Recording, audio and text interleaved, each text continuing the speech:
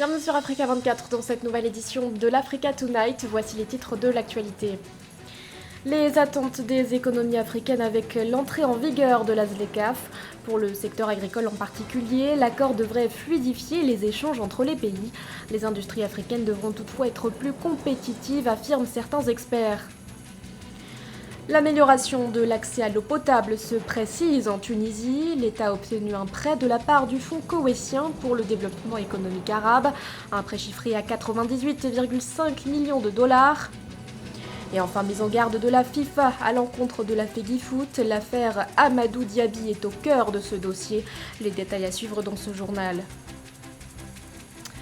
Mais tout d'abord, la tension est montée d'un cran au Ghana entre pouvoir et opposition. Dans la nuit du 6 au 7 janvier, les parlementaires réunis pour élire le président de leur chambre se sont affrontés. Et pour cause, un élu issu du parti au pouvoir a tenté de mettre la main sur l'urne qui contenait les bulletins de vote. Une situation qui a contraint l'armée à intervenir pour rétablir le calme. Situation chaotique donc, mais aussi inédite, puisque c'est la première fois que l'armée intervient au sein de cette institution. C'est d'ailleurs pour son aspect insolite que certains experts ont comparé cette scène à celle survenue aux États-Unis au sein du Congrès. Depuis son entrée en vigueur le 1er janvier dernier, la zone de libre-échange continentale africaine suscite de nombreuses attentes pour les économies africaines en général et notamment pour l'agriculture. L'accord commercial permettra en effet de faciliter les échanges agricoles entre les pays, mais pour y parvenir, certains experts estiment que les industries africaines devront booster leur compétitivité. Ange Bijounomenio. La zone de libre-échange continentale africaine peut beaucoup apporter au secteur agricole. Entré en vigueur le 1er janvier 2021, cet outil devrait permettre de fluidifier les échanges commerciaux et agricoles entre les pays africains. L'accès aux produits agricoles a longtemps été freiné par les taxes douanières imposées aux frontières. Mais avec ce nouvel outil, cette contrainte ne devrait plus exister. Je salue cette initiative louable de l'Union africaine. Pourquoi cela? Pourquoi je salue cela? Parce que vous convenez avec moi que l'Afrique a toujours eu des difficultés en matière de commercialisation de ses produits. Il n'y avait pas de barrières tarifaires. On permettait aux pays africains de pouvoir exporter leurs produits sans tarif. Mais il y a ce qu'on appelle les barrières non tarifaires. Ça veut dire que lorsque un produit africain veut aller en Europe, il y a le goût, il y a la santé, il y a la qualité de nos produits, tout ça là qui faisait que même s'il n'y a pas de barrière, les produits africains ne rentraient pas aussi facilement. Les produits africains ne rentraient pas aussi facilement en Europe, mais l'Europe pouvait faire rentrer ses produits en Afrique. Il se posait alors un problème de compétitivité au niveau des industries africaines. La zone de libre-échange continentale africaine devrait mettre fin à cette inégalité. Dans la négociation des accords de partenariat économique APE, certainement vous avez entendu parler, il a été question maintenant de la libre-échange. C'est-à-dire de la même manière que nos produits doivent rentrer en Europe, de cette même manière, les produits européens doivent venir ici. Or, nous ne sommes pas compétitifs. Nous avons des limites en ce qui concerne l'organisation même de nos producteurs. Donc, il y a un travail à faire. La zone de libre-échange continentale africaine, qui représente la plus grande zone de libre-échange du monde, est susceptible de transformer le continent grâce à son marché potentiel de 1,2 milliard de personnes et son produit intérieur brut combiné d'environ 3 000 milliards de dollars américains pour les 54 États membres de l'Union africaine. Bien qu'elle ait fortement affecté l'économie rwandaise, la crise sanitaire aura au moins eu un avantage. La pandémie de coronavirus a en effet permis d'accroître les paiements numériques dans le pays. Un essor recensé dans plusieurs secteurs tels que les jeux en ligne, les épiceries ou encore les pharmacies en ligne. Les détails avec Nelly Claude Bessa.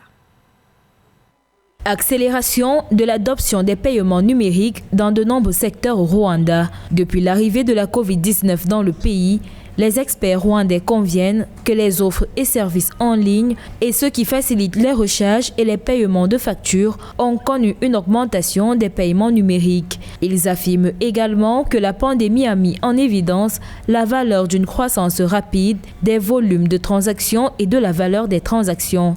Le paiement immatériel, le paiement sans contact, le paiement électronique, le paiement numérique, on peut l'appeler comme on veut, a pour but de faciliter les échanges sans contact et sans numéraire.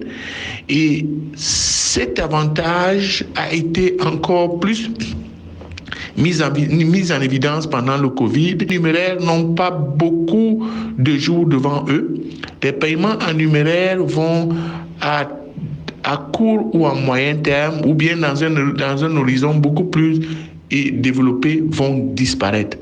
Le volume et la valeur des transactions dans les paiements mobiles, les services bancaires mobiles et les services bancaires sur Internet ont tous augmenté de manière significative au cours du premier semestre 2020 lorsque la pandémie a frappé le pays. Le volume des paiements mobiles a augmenté de 51%, tandis que le volume des services bancaires mobiles a augmenté de 29,1%. Au cours de la même période, le volume des services bancaires par Internet a augmenté de 71,2% et la valeur des transactions a augmenté de 48,8% pour atteindre 3 024 milliards de francs rwandais. De plus, la valeur des fonds transférés via Mobile Money a augmenté de 450% pour atteindre plus de 42 millions de dollars selon les données de la Rwanda Utilities Regulation Authority.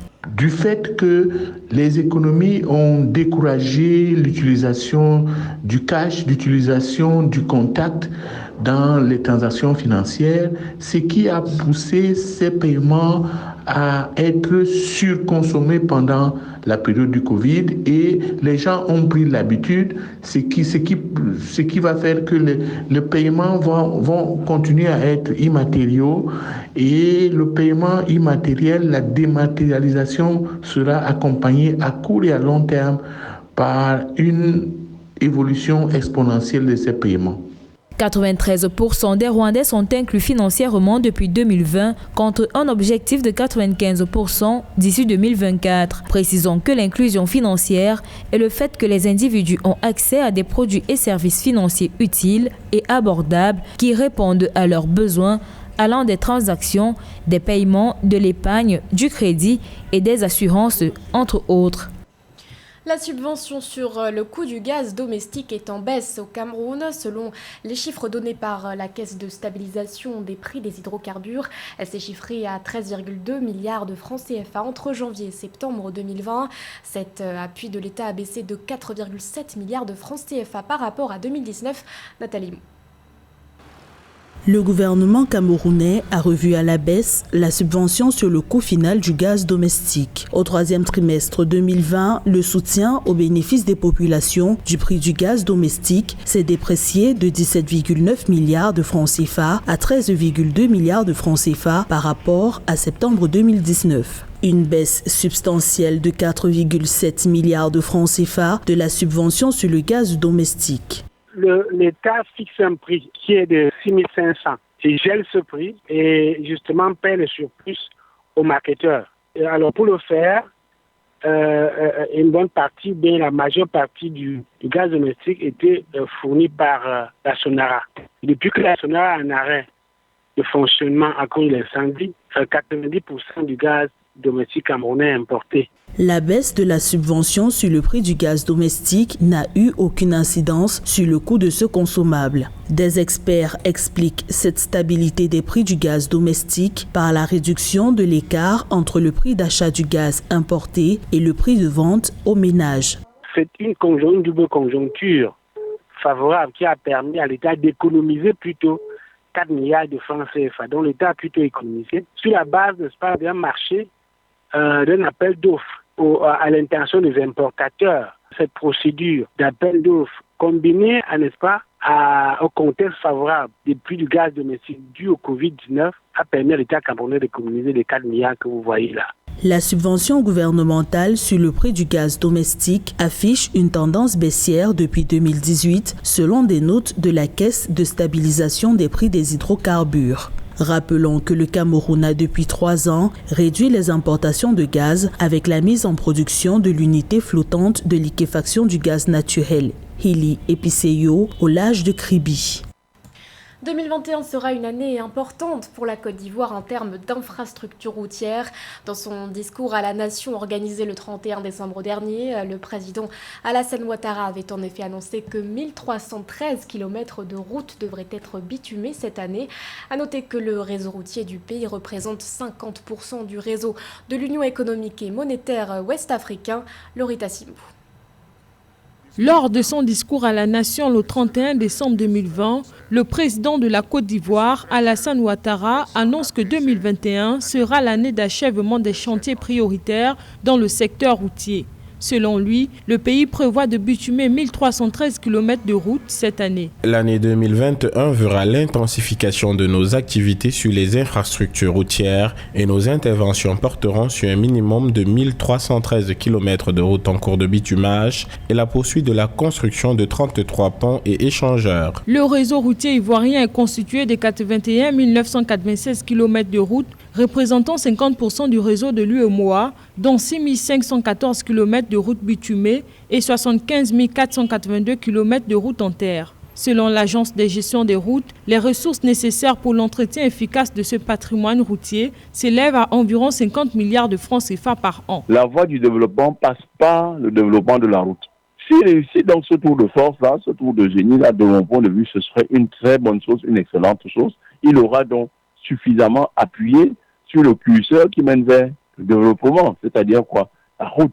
Ce n'est pas mal pensé que d'envisager donc d'accélérer le développement non seulement de la Côte d'Ivoire, mais de l'UMOA, de la CEDEAO, en pensant à vous donner, mais j'insiste encore là-dessus, c'est beaucoup d'argent. Si le budget ivoirien peut permettre que cela se fasse, bravo. Mais si ça n'est pas possible, il faudrait également lancer un appel de fonds. En 2020, la Côte d'Ivoire a achevé les travaux de construction de plusieurs nouvelles routes bitumées. Le ministère des Transports du pays évalue son budget de 2021 à 57,605 milliards de francs CFA. La Tunisie ambitionne d'améliorer son accès à l'eau potable. À cet effet, le gouvernement tunisien a obtenu un prêt chiffré à 98,5 millions de dollars auprès du Fonds koweïtien pour le développement économique arabe. Grâce à cet appui financier, plusieurs projets d'eau potable seront mis en œuvre dans les zones urbaines du pays. Joël Marie Ballot.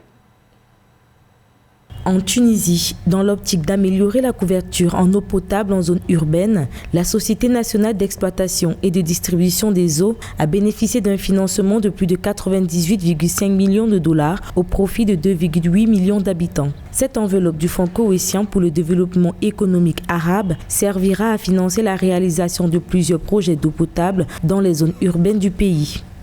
La Tunisie a un effort à faire sur l'optimisation de la gestion d'accès à l'eau potable. C'est à tout cela que devait servir le financement important qui a été reçu pour développer ce secteur-là.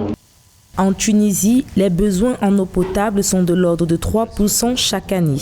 Cette subvention sera l'occasion pour la Société nationale d'exploitation et de distribution des eaux d'améliorer et développer les réseaux de transfert d'eau potable dans les gouvernorats du pays, en remplaçant les canalisations, en construisant des réservoirs, des stations de pompage, des stations de traitement et des puits. Ce qui est important donc, c'est d'améliorer l'accès à une eau de qualité et l'accès en quantité et en qualité à une eau utile pour servir les besoins de l'industrie et des ménages. Rappelons qu'à ce jour, grâce au programme d'alimentation en eau potable en milieu rural déployé sur plus de 80% du territoire national, la Tunisie a bénéficié de près de 120 nouveaux systèmes d'eau propre en faveur de plus de 100 000 habitants et au moins 100 systèmes les plus anciens ont été réhabilités au profit de 160 000 habitants. La FIFA met en garde la FEGIFOOT par la voix de sa commission de discipline. La FIFA affirme que la FEGIFOOT est, je cite, reconnue coupable de ne pas s'être conformée à la sentence arbitrale rendue par le tribunal arbitral du sport du 13 août 2020 dans l'affaire Amadou Diaby. Le TAS qui a donné raison au vice-président de la FEGIFOOT, suspendu de la fédération pour des faits supposés de racket. On fait le point avec José Douglas. En effet, Amadou Diaby clame son innocence après avoir été accusé par le technicien belge Paul Pout de percevoir 10% de son salaire. Banni de la fédération guinéenne pour 7 ans au lendemain de la CAN 2019 pour corruption par sa commission éthique. Mécontent d'être suspendu, Amadou Diaby porte l'affaire devant le tribunal arbitral du sport qui invalide la décision pour vice de procédure. Il n'y a pas un considérant du tribunal arbitral du sport qui retient M. Diaby comme coupable de quelque acte de corruption. Rien n'a été prouvé et la procédure a été menée de manière totalement arbitraire. Je doute toutefois que la fédération saisisse le tribunal fédéral suisse dans la mesure où les moyens sont pratiquement inexistants. La Fédération guinéenne de football est reconnue coupable de ne pas s'être conformée à la sentence arbitrale rendue par le tribunal arbitral du sport du 13 août 2020, en application de l'article 6, alinéa 1 du code disciplinaire de la FIFA. La Fédération guinéenne de football est mise en garde depuis le 5 janvier 2021 dans un document parvenu aussi à notre rédaction et signé par Jorge Palacio, membre de la commission de discipline de la FIFA. Dans la décision rendue par le TAS, l'avocat de Maître Diaby apporte quelques précisions. Je puis vous confirmer que M. Diaby avait été condamné de manière anormale par la commission d'éthique de la FEGIFOOT au mois d'août 2019. Ce n'est pas moi qui dis que c'est de manière anormale, mais c'est bien le tribunal arbitral du sport qui l'a dit dans sa sentence du 13 août 2020. Un délai de 10 jours est fixé par la FIFA à compter de la réception du dispositif de la décision pour que les parties demandent par écrit les motifs, faute de quoi celle-ci deviendra définitive et contraignante, d'après l'article 51 du code disciplinaire de la FIFA.